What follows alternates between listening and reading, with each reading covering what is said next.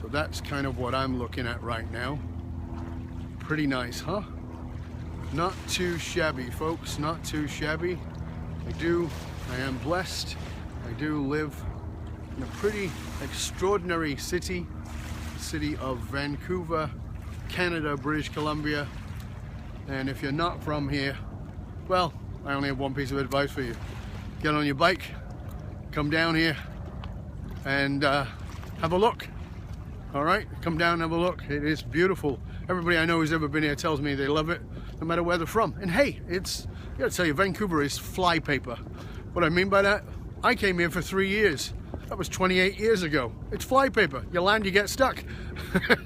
There's a lot of people here who came here just for a little while and ended up getting stuck here. Not in a negative sense of being stuck, but really in a place of, it's a beautiful place to live. And you know, we're talking about places to live, and that's what we're going to be talking about today. So, once that plane is finished taking off, I'm going to jump into our subject of the day. All right? So keep with us. And Chris says I helped build a lot of that skyline. Yeah, that's your field, Chris. That's pretty cool. I'm wondering, as you look at this and as you look at that skyline, I wonder what you recognize that you were on top of. Some crazy ass height looking down, doing stuff. It must be pretty weird for you to actually see that stuff and know that you're on the outside of that, building it and doing stuff inside. Pretty cool, actually. Very, very cool. To know that you're actually part of something that becomes a landmark in a city is pretty awesome. All right, well, the plane has taken off, and so we are going to start in just a couple of seconds. All right. So, welcome to Leadership Unscripted. My name is Dov Barron. I'm the founder of FullMontyLeadership.com.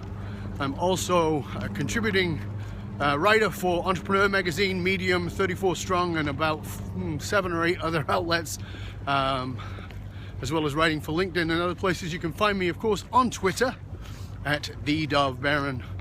You can find me on LinkedIn, Dov Barron, on Facebook, Dov Barron Leadership, and of course we are on YouTube, Dov Barron Full Monty Leadership. All those places you can find us. And basically, oh, of course, let's not forget the podcast, which is on iTunes and on Google Play, and that is Dov Barron Leadership and Loyalty Tips for Executives. So we are all over the place. If you put me in Google, I'm sure I'll pop up somewhere. And it's always good to have you on. So please, if you are going to come on to Facebook or to Twitter or to any of those places, particularly any of the videos, make sure you subscribe to the show. Share it with everybody else you know. We really appreciate that. All right. You know, we've come to name the show Leadership Unscripted because these shows are always unscripted. I start off with an idea, something I've been thinking about for a day or two, sort of letting it gestate in my mind and unravel so I can find the value piece that I want to share with you and the importance of sharing it with you, and that's what I want to do. Because the bottom line is, we tend to think of leadership as being a very external thing, something that you do with or for others. That you've got the title, you're the CEO, you're the manager, you're the president, you're the MP, you're the member of parliament, the member of Congress, whatever it is, you're the leader by title. But actually leadership is first and foremost an internal process. It is something you do with yourself. You have to lead you first. And so what we want you to understand is that the hard skills, whatever it is you do, you learn to do technically, that will get you to the top, they can indeed get you to the top. You need them. They're important. It's important for you to know what it is that you do to get to the top. Absolutely. But the hard skills won't keep you there. And furthermore, not only will the soft skills keep you at the top, but they'll make sure that when you get to the top, you're not there alone. And that's why these shows, Leadership Unscripted, are working on your soft skills, helping you to be a better leader in your personal and in your professional life. So the question I was asking at the beginning of the show, at the title, is, are you living in the right place? How do you know if you're actually living in the right place. How do you know that you're not living in the wrong place? Now, I don't know where you live. I've been giving many of you a view of where I live, so you get a look at this beautiful city behind me. As you can see it right there, just one corner of the skyline in Vancouver. Pretty beautiful place to live. I'm out in Stanley Park right now. This is a beautiful place to live. Absolutely no doubt about that. Where do you live? In fact, as you are watching this and you're listening to this, or maybe even if you're watching this or listening to this on Encore and you're not here with me live right now, please type in where you are living right now. So here's the question, first of all, before we get into this, I want to ask you this. Are you living in the place you were born? Now I'm going to return to that question in a bit, but I want to start there. Are you living in the place you were born? So I was born in Northern England, and I lived in Northern England until I was 21. I've been gone, obviously, a little bit longer than I ever lived there, because I'm over 42 now. I know it's hard to believe. So I've been living away from there for much longer than I ever lived there. I've lived in many different places. I'm very blessed. I lived in East Coast Canada for a while. I spent a little bit of time in France and in Italy, and traveled to lots of different countries. I spent time in Indonesia and Asia, and all kinds of wonderful places. And of course lived in Australia for many years before I moved to Canada, and I've spent a lot of time in the US, of course, as well. And I spent a lot of time traveling and being in different countries as part of my work. But living, where do you live? Well, right now I live in Vancouver. Right now I live in Vancouver. But as I said, I was born in Northern England. And when I ask you this question, where do you live? It is both a geographical question, meaning where do you live, what is the place that you live geographically, but it is also a psychological question. And there's a tie between the two. There's a tie between those two things as a question. So here's what I mean. I was born in Northern England. I was born in a place called Lower Broughton, which essentially was a ghetto area, extreme poverty, a lot of crime, a lot of violence, a lot of abusive behavior by a lot of individuals. That was the place that I physically lived, but it was also the place that I psychologically lived. I carried a lot of that mentality around with me. Even after I had vacated the geographical space and was living in a different part of the world, you know, as I would travel and be in different countries, you know, and part of the purpose of me traveling was to experience these wonderful cultures in all these different countries. But one of the things I began to notice was how my attitude, in other words, where I had come from, was impacting and influencing the way that I saw the place that I was in. So the question was I actually living in the place that I was in, or was I just physically present in the place that I was in, but in truth, psychologically, I was living somewhere else? When I first moved to Australia, it wasn't a permanent move. I just decided that I was going to go there, and I went over there. And back in those days, I was trying to build a relationship with my father. My father lived in Aussie, so I went out to Aussie and spent some time with him. And didn't last long. It lasted, I think, about 6 weeks. But, you know, I figured that's what we do. Maybe this would be a way for us to bond and connect with each other. My father, also born in Northern England, was living in his place just outside of Rockingham in Western Australia. And if you're watching this from Aussie, you might even know that place. It's about an hour outside of Perth in Western Australia. And we were it was actually a place called Kwinana, which was part of a sub-district of Rockingham, and some of you may know that. I'm getting some thumbs up, so people might even know it. But however, I'm in this place, and I've been there like a couple of days, and I'm paying attention. I'm looking around, And I'm noticing, like, you know, we're on the edge of the bush. I mean, now it's not like that, I'm sure. But back in those days, which is more than 30 years ago, you know, it was like house and then a lot of bush. There wasn't a lot around it. And there was a small, like, shopping center a little ways away. And I began to sort of notice who my dad was hanging out with. And I noticed who his neighbors were. And you know what was really fascinating? What was really fascinating was that my father was surrounded by people who were Northern English. It was like I was living in Northern England with giant lizards called racehorse lizards crossing the street out of the bush to the gardens. There were incredible, beautiful tropical flowers. There was dry, arid areas. There was incredible beaches, beautiful sunshine, and yet somehow it was like I was living in Northern England, because everybody around my father was living in Northern England, and they were complaining, and I talked about this in one of the other videos when I talked about culture. They were complaining about Aussie and complaining about things about Aussie, what was, you know, it wasn't as good as back home. And I had said to my father, it's like you're living in Northern England. It's like you're living in Northern England with a better climate. And you know what he said? Yeah, and I like that. And I thought, wow, that's fascinating for me. Like, why would you move all the way across the world to live in the same place? I mean, I certainly get the idea of better weather. I like better weather. I like the sunshine too. But that wanting to hold on to that mentality for me was a fascinating thing. And here's what I find is that many people,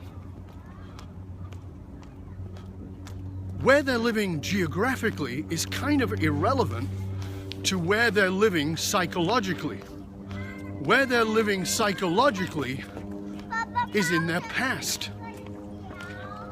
So let me ask you this simple question.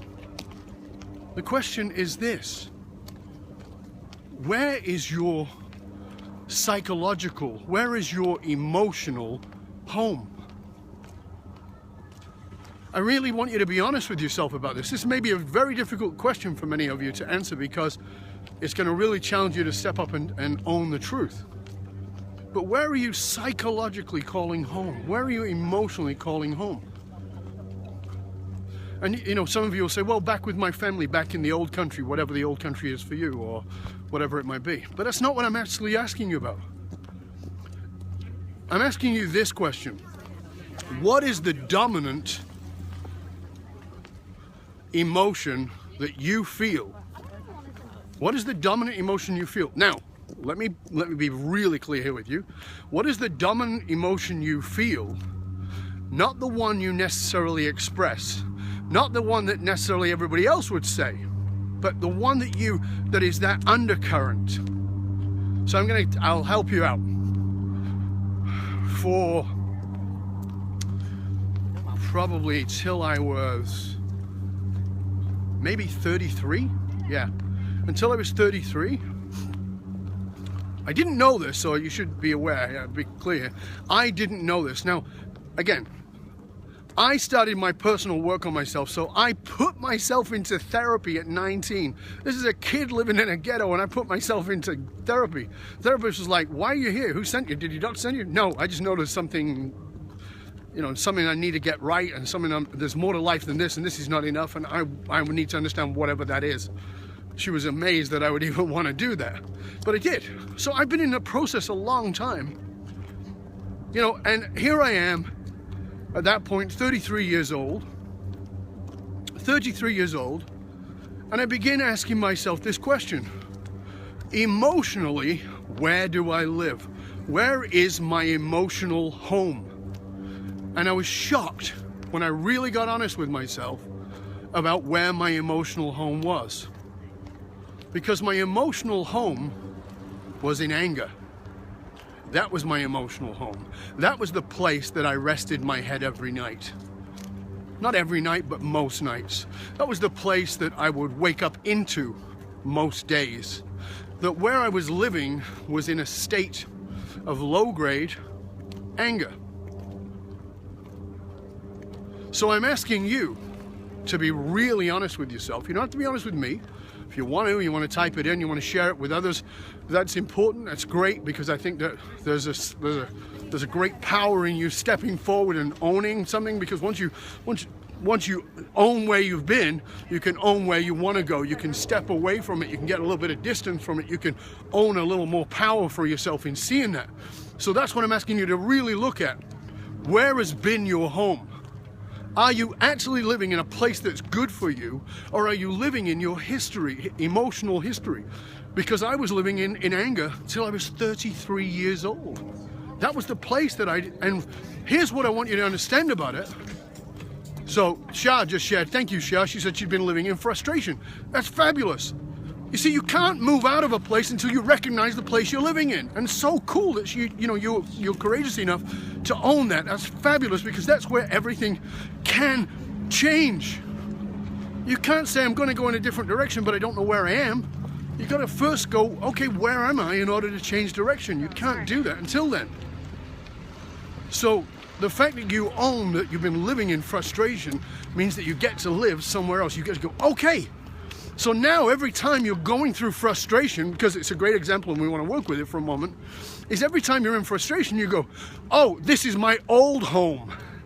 This is where I used to live. I'm visiting the place I used to live. Where else could I live? Where else could I live? I could live in opportunity. I could live in gratitude. I could make my home, my touchstone, my place that I want to go to next, whatever it is, instead of frustration, or in my case back when I was 33, instead of anger. Where do you want to live? Where do you want to make your home? So in order to know that, you've got to first start off with recognizing where you've been living, because where I was living, where most people I find that I work with and I interact with, when I get down to the truth, they're not living in the present, they're living in an emotional history, and so their home is some old feeling that needs to be moved past. But you can't move past something until you first acknowledge it. So that's the shift place. That's where things get to really change. So first off, where have you been living? Is it where you want to live? And you go, well, I can't do anything about it. I just get frustrated. No, you can't do anything about it if you don't own it. You got to say, okay, that's where I've been. So here's what I want you to understand. When we think about home, what do we think about? I mean, not talking about even in the way that I've been talking about it right now. When we think about home, we think about a place that's familiar. We think about a place that we recognize. Well, that's what these feelings are. They're familiar places that you recognize. Once you recognize a place and it becomes familiar, then it becomes comfortable, even if it sucks. So frustration might suck, but hey, it's familiar, it's comfortable, therefore it's home. If you've lived, and unfortunately not enough people travel, I really do think that's important, but if you have lived in other countries, there is a phase, and I just want to walk you through this so you can grasp what I mean here, psychologically as well as geographically.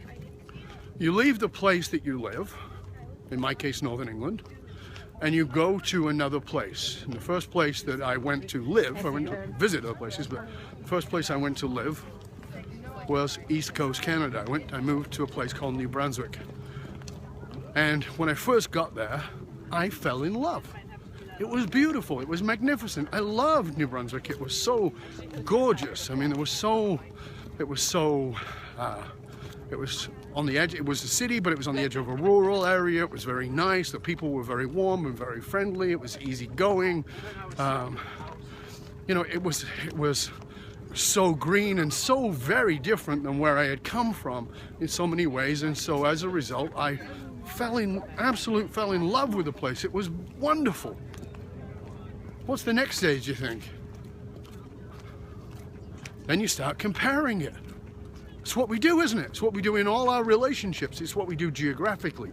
We start comparing it. Like my dad and his friends in Australia start comparing it. Well, the fish and chips are not as good here. The beer's not as good here. There's not enough soccer, or whatever it is. We start comparing and talking about what it is we miss that was familiar. See, do you get it? We are so attached to the familiar. We're so attached to what is our safety that we go back to wherever it was, even if it sucked. Psychologically, we start running backwards, looking for where we used to live, and keeping ourselves caught and trapped in history. So you go back to that place again. You go, okay, so we go from it's wonderful, we've fallen in love with it. Done it with people too, haven't you? And then you start comparing them to the last one. You start comparing the place you're living to the place you used to live, and you know how things are not quite as great, and you miss this and you miss that, because of course you've dry cleaned the past. You've taken all the dirty spots out of it, and now you've made it into something wonderful, something magnificent, which of course it wasn't. It was something else altogether, because there's a whole picture, but now you've dry cleaned it and you're only giving a partial picture. So then there's another stage. And the next stage is it's gone from that place of comparison, and if you're open, and if you're growing, and if you're developing, to actually starting to see a place for what it actually is. That holistically, meaning, yeah, it's not the same as where it came from. There are things that are not as good, and there are things that are way better. Now think about all that, which we've just described geographically, as an emotional state. So the place you were born into, I was born into anger. It's not entirely true. I don't think I was born into anger, but I was born in an environment of anger, that's for sure. And I became very familiar with anger and became very comfortable with my own anger and other people's anger. So, you know, it was my home. Maybe yours, as Shah said, was frustration. Whatever it is, right? Whatever it was, that's your touch place. Now, you might say that you're living in a place of happiness or whatever it is right now, and that's fine. I'm not saying it's any different. But what I'm actually asking you to look at is, where did you spend a good amount of the early part of your life? What was the feelings there? Or maybe it wasn't. Maybe the early part of your life was wonderful, but it was your teens or your early 20s. What was the place that you spent a really large chunk of time living in? Because that will become your psychological, your emotional home. It will become the place that you're most familiar with, and it's the easiest for you to sort of default back into and start slipping away from wherever you need to be, but back into where you used to be, because there's that desire. By the way, it's a human need in us. There's a desire for things to be certain, or to things to be the same, to be familiar. Remember, familiar from the Latin familiar, meaning family. So it's bringing us back to whatever we're used to, whatever we're comfortable with. And so we get sucked back into that place. That becomes your psychological home. So now, as you start moving it forward, the way that I described it geographically is you move to a new place, you meet somebody new, you move to a different country, you move to a different environment, you get a different job, you start a new business, whatever it is, your default is still there. If your home is frustration, if your home is fear of success, if your home is psychological home, emotional home is anger, then you are going to go back to those places pretty quickly, because that's the most comfortable place. It's the most familiar place. Okay? It's what's going to take you back. What you've got to do is sort out the difference between where you were and where you are, and the reality that is therein. You see, because part of the challenge is that the mind works in absolutes. The mind loves to work in absolutes. And what does that mean? It means that it says, this is good, this is bad, it's right, it's wrong, it's black, it's white, it's evil, it's grand, whatever it is. It's always these polarities. But the truth of life is that life does not exist in those polarities. Polarities are simply a perception. They're nothing to do with actually reality. The truth is that we're perceiving everything through our own lenses. And so what I'm trying to have you grasp is this, is if your emotional home is frustration, is anger, is any of those things, that is what you will turn any situation into. Why? Because you're trying to come home. You're trying to be back with what's familiar. So here you are, starting a new business. It's wonderful, it's fabulous, it's marvelous. Everybody on the outside is going, wow, this is so great. Everybody who's not living in your world, everybody who's not stuck inside of your reality, inside of your perception of reality, is saying, this is marvelous. But in your world, your home, you're saying, no, this is about frustration. This is very frustrating. And you'll even go into an argument about why this makes you angry, or why this makes you frustrated, or why this makes you whatever it is that it makes you. Why? Because that feeling is your home. So you've got to really take a look at where you are emotionally living. What have you made your emotional home, and where do you want to live? Where do you actually want to live? And do whatever it takes to move out of a place that has been your default home, and we've all got them. Do whatever it takes. See, I told you that it took me till I was about 33 to realize that I'd been living in the emotional place of my home being anger. I was very familiar with anger. It was easy for me as a default. Can't deal with it, get angry. Feel hurt, get angry. Feel sad, get angry. Don't know what I'm doing, get angry. Don't know how to communicate, get angry. It was just my home. For some people, it's get sad, break down, cry, turn into a bucket of snot and have a good cry on the floor. It's just the default position. Some people, it's frustration. They, stomping their feet and feeling like everything's against them. For some people, the default place, the home is victim. They'll find any situation and they'll find a way to turn themselves into a victim of that situation. It's fucking glorious. Everything's magnificent. You just won the lottery. But hey, if your home is victim, well, you'll be a victim of the wealth. That will be because you're gonna bring it home.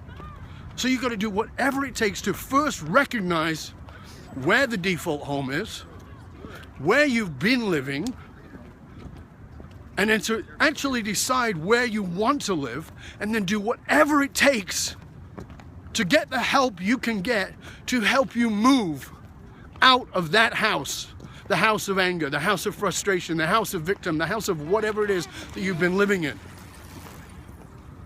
The Bible says, my father has many mansion has many rooms. You know what? There's all kinds of places you can live. You don't have to live in anger. Should you visit anger? Absolutely. There's such a thing as justifiable anger. You should get pissed off at certain things and it should really rile you, and that's okay. But is it a default position you want to be living in? Not really. It's not going to really serve you to live there. Is frustration an okay place? Of course it is.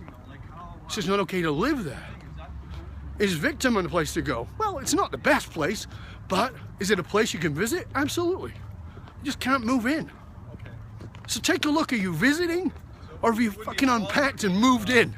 That's what you need to look at. Everything's going great. We're having this wonderful relationship, but then suddenly you realize, oh my God, I've unpacked and I've moved in to frustration. I've unpacked, I've moved into victim. I've unpacked, I've moved into anger. Okay. I've unpacked, I've moved into deep sadness or depression. Each of these places becomes the default home. And so what I'm actually challenging you to look at is not only where you live, but where you want to live, and to get the help. Just, think about this, right? Physically, you live in a place, and we've all done it.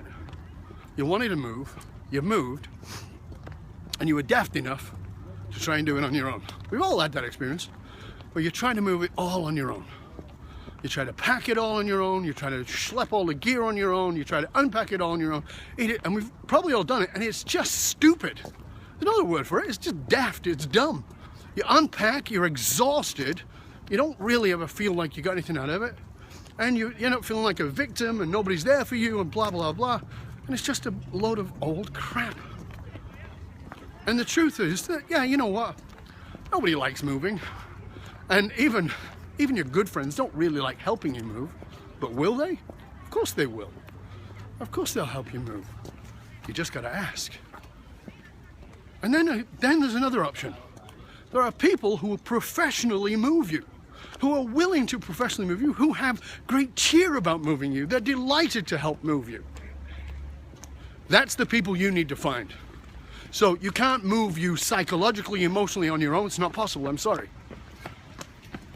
There are friends who will help you to move, but they probably don't really want to, and they're probably not qualified, meaning that you're going to bitch, moan, and complain at them, and they're either going to go, oh, really? But they won't really know what to do, and why should they? It's not their thing. And there are professionals. Get professional help in moving, whether it's geographically or whether it's psychologically and emotionally. Maybe reach out to somebody like Carl Smith, who's on this broadcast right now, or Shah, who's on there as well. You know, find people who love helping people psychologically, emotionally move. That's what I get to do with great leaders, whether those leaders are entrepreneurs like yourself, they're solopreneurs, started their own business, whether they are CEOs, whether they are athletes or whatever it is. You know, I get to help those people move. But I can't get anybody to move until they, first of all, are willing to say, I don't want to live here, wherever here is, anymore. You've actually got to decide you don't want to live in that place anymore. And then get the help. So my question to you as we started out was, where are you living? And how do you know if you're living in the right place? And by the way, this is a bonus piece, okay? Some of you will say, well, where I'm living is I'm living in the house of happiness. Okay, good. Maybe it's true. I don't know. But a little bonus piece here. Some of you might be saying, I'm living in the house of success. I'm living in the house of happiness. But what it really is a cardboard box that's been painted to look like a house. It's not really a home. It's something very fragile. It's not solid at all. How do I know? Because if I come at you with a certain set of circumstances, you might find yourself back in victim, back in anger, back in whatever the old home is. Recognize where you're living. Remember, it's not what's at the front. It's not what even other people might know about you. It's what you know is going on in the background. It's what you know is underneath. It's what you know is that undercurrent. Find out where you're living and then get somebody to help you move to the place you want to live. My name is Dov Baron, the founder of FullMontyLeadership.com, and I'm asking you to get curious about where you're living and where you want to live.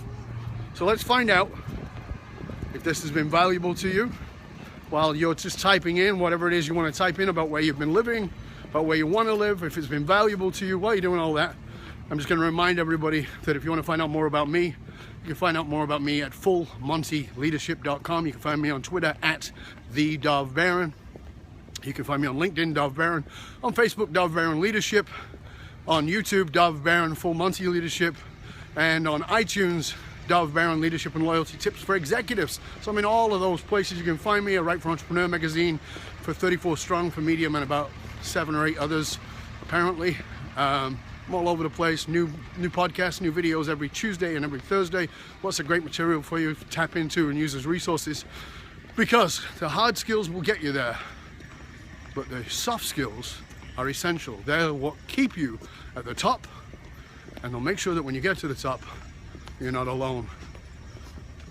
And that's what we do. We bring you home to the soft skills that will make it essential for you. All right, let's have a look what you had to say. I'm gonna flip through some of these comments. Whoops, better not put my finger across the camera. Whoops, daisies. All right, let's have a look here. Oh, there they are. Okay, they were all scrolled up. Oh, there's a ton of you guys. Oh, thank you so much. Great to have you on. Look at this. All right, so we had Chris on. Good to have you. And you shared. And by the way, if this was valuable, will you please share the video with other people? Let's share the wealth and help others too. And Nico joined us from Brooklyn, and Let's have a look. Shah says, looking great. Thank you, Shah. That's very kind. She says she doesn't know if she can, Shah says she doesn't know if she calls anywhere home right now. But now she realized I was talking about psychologically, and she said, oh, frustration. There you go. Chris says he's been living in the fear of success. Charlene says she wants to live in a place of happiness. That's great. Carl says, hey, my man. Hey to you, my friend. Good to see you. Love you, mate. Okay, let's have a look what else is going on. How do we get out of it? Yes, as I said, you've got to find somebody, and this is the challenge, you know, that so many people faces, and I'll tell you who faces this. I want to be honest with you. I'll tell you who faces this challenge probably more than anybody. The person who faces this challenge probably more than anybody is people who help others, because we've got this idea in our head that if we have the skills to help others, we should have the skills to help ourselves. So I want to give you an exercise. This is a bonus, okay? This is a bonus piece. So I'm going to give you this as a bonus right now. I want you to imagine for a moment that you and I are sitting in a room that is a busy room, okay? But we're sitting in the middle of that room on two chairs facing each other. You got it? So you can see me and I can see you. Now, here's the question. Can you see everything behind me? Can you see the people passing by? Can you see whatever is going on in the background behind me? Of course you can, right? Now, as we sit facing each other, chair to chair, can I see you? Yes. Can I see everything behind you? Yes. So I can see everything behind you and I can see you. You can see me and you can see everything behind me. That makes sense, right? Now here's the question. In that position, can I possibly see everything that's behind me? No, I can see maybe to the side, but I can't see what's behind me, certainly not clearly. Can you see what's behind you? No, again, you can see what's of your sides, but you can't really see what's behind you. If you are in the industry, in the service industry of helping others, please understand you cannot see behind you. None of us is objective in our subjective reality, no matter how talented you are. I have people that I reach out to who are there for me, who assist me, who are the people I can go to when I feel stuck, when I hit the blind spot and I need help. I don't have one, I have multiple people that I can reach out to. Who do you have who can help you move? Because those blind spots are the places you need to, will help you move out of that. Find people to help you move and get out of the egoic idea, because that's what it is, that you have to help yourself and it's all on you. It's not. Carl says, thank you, my mentor. You're very welcome, my friend. Always good to have you on here. Let's have a look. Karen says, total rock star, perfect timing for me. I'm living not what I want. That's fabulous. Good to see it. Let's have a look. What else is here? Lots of nice comments. Thank you. Really appreciate it. Shah says, I love you more than Shah. Carl says, I love you more than Shah. Yeah, that'll do you well. Kimberly says she's been living in depression. Let's have a look. What else have we got? Karen says, bingo. I help others, but they think I'm there for an easy target. You know what?